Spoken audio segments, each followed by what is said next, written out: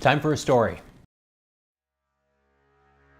87 designs brands to help businesses tell a better story. The Studio Journal is where we share what we think.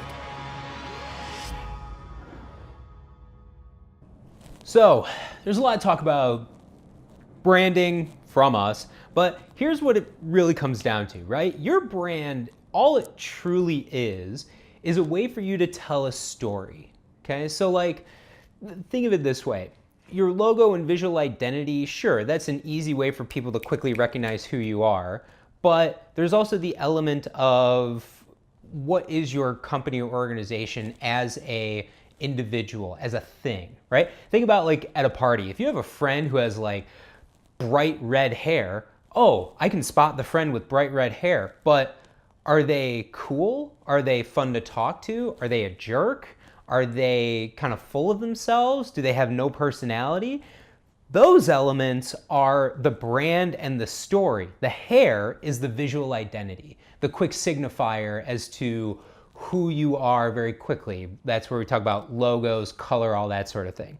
So there was an experiment done by these two guys, Joshua Glenn and Rob Walker, and it was called Significant Objects. And basically it was an anthropology study where, and yes, I'm referring to notes. It was an anthropology study where they purchased objects just from garage sales, from just wherever, thrift stores and little flea markets and things like that. The average price of the item that they bought was $1.25. So little like tchotchke knickknack things.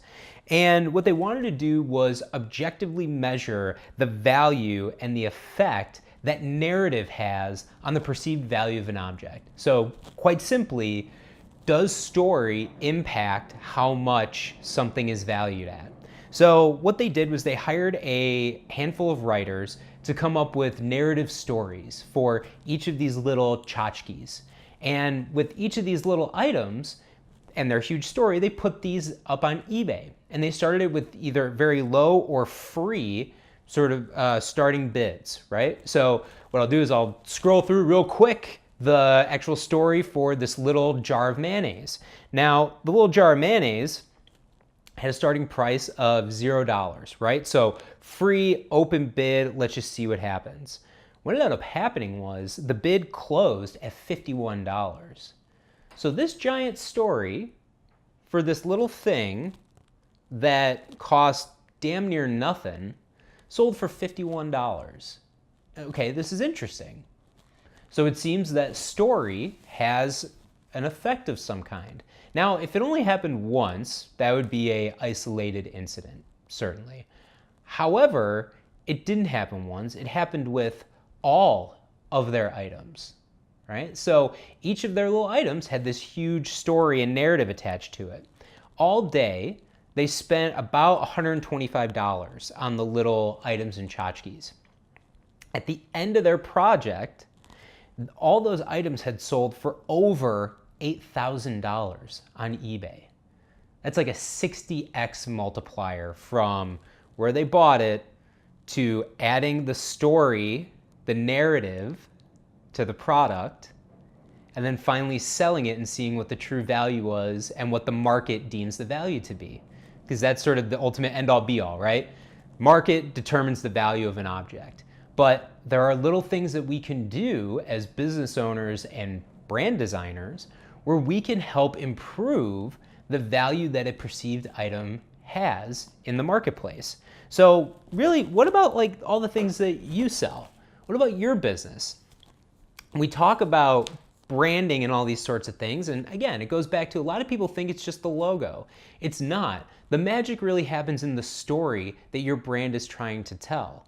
And in the example of significant objects, it was a 60 times multiplier for, these little things that really had no value. People were just almost giving them away for free, right? From $125 to over 8K-ish, 8K-ish. So really everything comes back to the story. What is the story that your brand is trying to tell? Is it helping? Is it hurting? Going back to our example of the friend with the red hair at the party. Are you coming across as a jerk? Are you the person at the party? Is your brand the person at the party that is giving out a different story every 5 seconds? And someone's like, oh, they told me that they went to Yale for college. Oh, well, I heard Cornell. Oh, I heard, Syracuse or Stanford or wherever.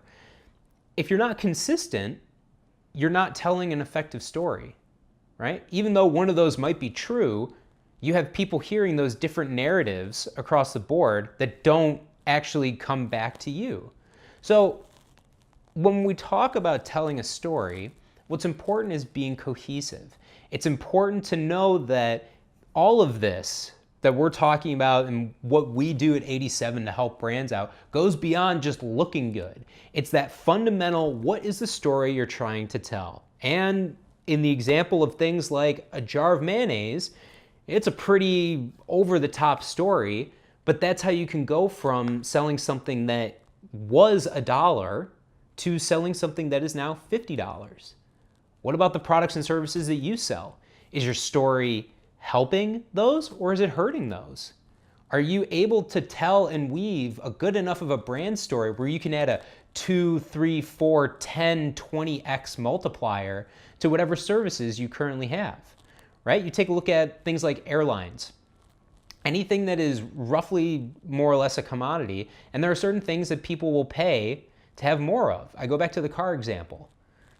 Car is a car, 4 wheels, steering wheel, airbags. There are legal things that they have to have, but you have things like build quality, but we're not going to worry about that. There is a certain prestige to people who say, I own a Ferrari versus I own a Honda Civic.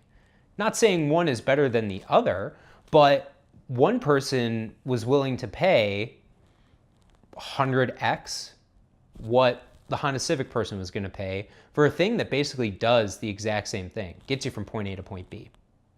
So, putting a bow on this whole thing, storytelling is important. Storytelling is a key fundamental part of your brand. And knowing your customer and knowing what they want to hear and what their needs are, you can craft and adjust your story of your brand to really hone in and provide value of the products you sell so that you can start a jar of mayonnaise on eBay for free and end up selling it for $51, or buying all these tchotchkes for $125 and then you end up selling them all for over $8,000. So storytelling is important when it comes to building your brand. We'll get into it in some more later videos. As always, if you have any questions, comments, concerns, admissions of guilt, shoot them over to us at madeby87. You could also email hello@madeby87, and we'll respond to questions that you may have. You can put comments down below, and we'll share them in the video. This is meant to be helpful for you. That's the whole point of the Studio Journal. So have a good one. Thanks for listening, and remember, storytelling is important.